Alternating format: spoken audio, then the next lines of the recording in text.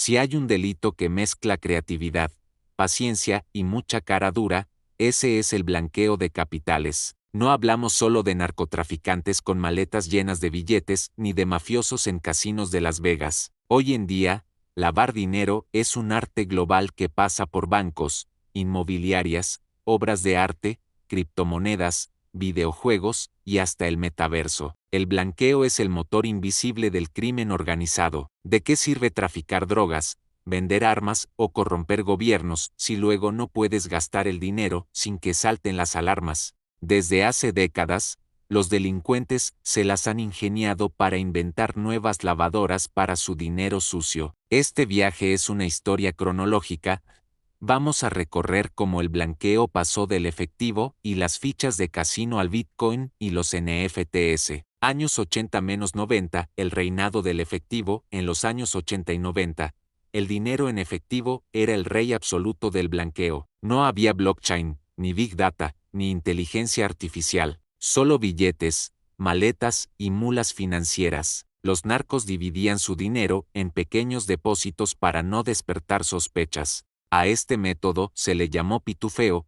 En vez de meter 1.000.000 en una cuenta, lo repartían en cientos de ingresos de 9.5 euros, justo por debajo del umbral de alerta de 10.0. Para esto, se usaban mulas financieras, gente común que prestaba sus cuentas o iba al banco a ingresar dinero sin saber bien de dónde venía. Otros preferían camuflar el efectivo en negocios de alto manejo de liquidez, bares, restaurantes, gasolineras o discotecas. Imagina un bar que realmente factura 10.0 euros, pero en los libros declara 30.0. Los 20.0 de diferencia son dinero sucio disfrazado de ventas de copas. Y claro, estaban los casinos. Comprar fichas con efectivo, jugar un par de manos simbólicas y luego retirar el dinero en forma de cheque o transferencia. En los papeles, eran ganancias legítimas. En la práctica, era blanqueo. El transporte físico de dinero también fue clave. Millones viajaban en maletas a paraísos fiscales como Suiza, Panamá o Dubái. En 2021,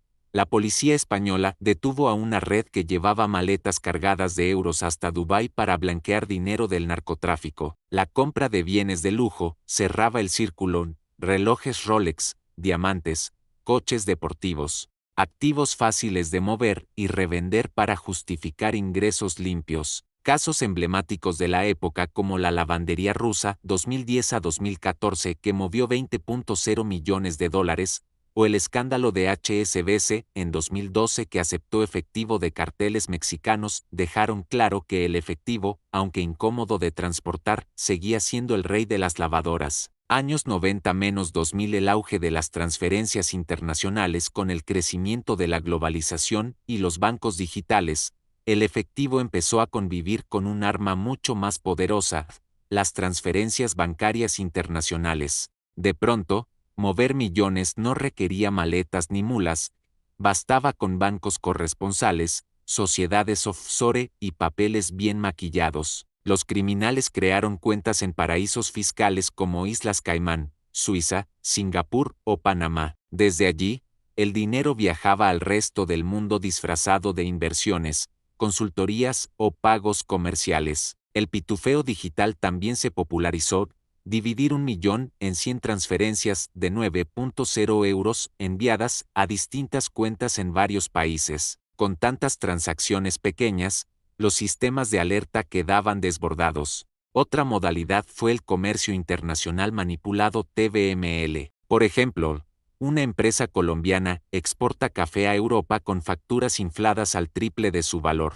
El comprador paga la factura legalmente y así el dinero sucio se cuela en la economía. Casos como el de Wirecard 2020, que movió miles de millones con facturación ficticia, o la Operación Troika 2019, donde se blanquearon 2.6 millones a través de 75 bancos en 96 países, mostraron que el blanqueo se estaba volviendo digital y global. 2000 a 2010, el ladrillo como lavadora. Si hubo un sector que se convirtió en la lavadora perfecta durante los 2000, fue el inmobiliario. Comprar y vender propiedades daba apariencia de legalidad, generaba plusvalías y permitía ocultar al verdadero dueño tras sociedades pantalla. Los métodos más comunes eran compra directa en efectivo o a través de testaferros, sobrevaloración o subvaloración, inflar el precio de un piso para justificar grandes ingresos, o venderlo barato para luego revenderlo al precio real, reventa rápida,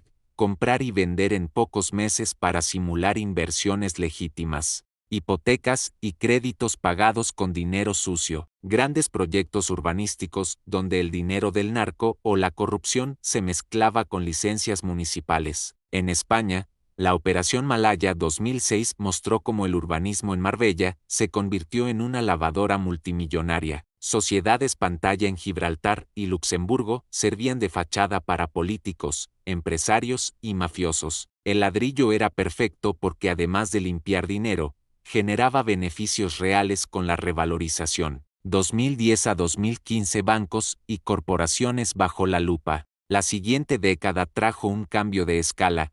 Ya no se trataba solo de mafias locales o cárteles, sino de grandes bancos y corporaciones que miraban hacia otro lado. En 2012, el banco HSBC fue sancionado por permitir el blanqueo de $881 millones del cartel de Sinaloa a través de cuentas NE1 y Suiza. En 2016, la Operación Lava Jato reveló cómo la constructora Odebrecht usaba cientos de empresas fachada y facturas falsas para pagar sobornos a políticos en toda Latinoamérica. En 2018, el Danske Bank se vio envuelto en el mayor escándalo de blanqueo de Europa, más de 200.0 millones de euros movidos a través de su filial en Estonia con ayuda de sociedades fantasma rusas. Estos casos dejaron claro que el blanqueo ya no era solo cosa de narcos y mafiosos.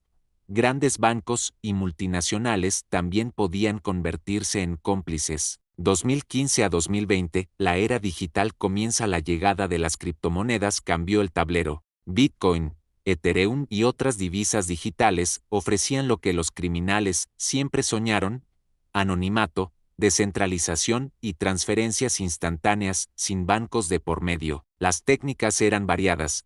Exchanges sin regulación en Asia o Europa del Este. Pitufeo digital con miles de wallets. Monedas de privacidad como Monero o Scaz. Mezcladores de criptos como Tornado Cash, que rompen la trazabilidad de las transacciones. DeFi y contratos inteligentes, donde los delincuentes podían mover millones entre pools de liquidez en segundos. Los bienes de lujo también se digitalizaron.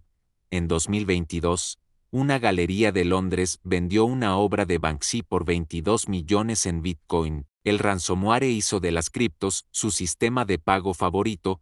Ataques como el del grupo Darkside lavaron más de 75 millones en Bitcoin. 2020 a 2025 videojuegos, metaverso y DeFi. El blanqueo encontró un nuevo paraíso en los videojuegos online y el metaverso. En Fortnite, los narcos compraban V-Bucks con tarjetas robadas y luego revendían las monedas virtuales. En CS:GO, los skins se convirtieron en chips de casino digitales, objetos que podían costar miles de euros y venderse en mercados secundarios. En Twitch, redes usaban donaciones falsas.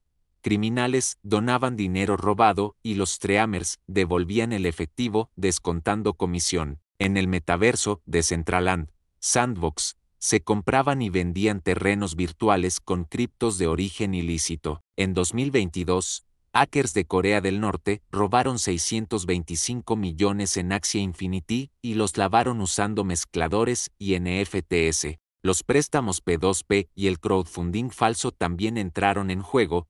Campañas benéficas inventadas en GoFundMe o préstamos en DeFi se convirtieron en nuevas vías para mover millones. El lado invisible Awala, cooperativas y blanqueo inverso. Junto a lo digital, siguen existiendo métodos informales y culturales. El Awala en Asia y Medio Oriente, el FaceAhy en China, o el mercado negro de pesos en Latinoamérica permiten transferir dinero sin bancos, solo con confianza entre intermediarios. Así, millones viajan sin dejar rastro electrónico. Las cooperativas locales también han sido usadas, sobre todo en zonas rurales de América Latina y África. El cartel de Sinaloa llegó a usar cooperativas mexicanas para introducir dinero del narco sin pasar por bancos. Y está el blanqueo inverso.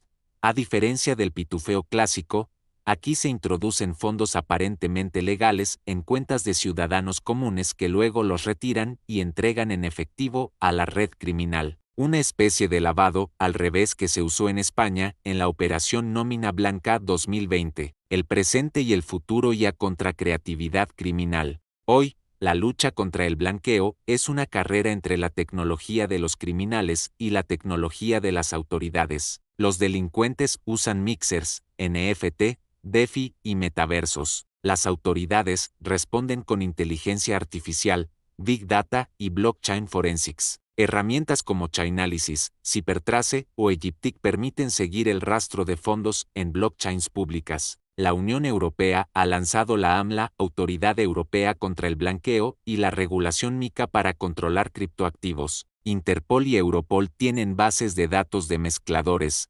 direcciones sospechosas y empresas fantasma. La UDEF y la UCO, en España, trabajan cada vez más con análisis digital avanzado y cooperación internacional. La evolución del blanqueo es la historia de un crimen que nunca deja de reinventarse. Pasamos de las maletas con billetes y las fichas de casino a los NFTs y terrenos en el metaverso. Lo que no cambia es la esencia: disfrazar dinero sucio para que parezca limpio. El futuro será una batalla constante entre la innovación criminal y la innovación policial. La pregunta es, ¿quién irá siempre un paso por delante?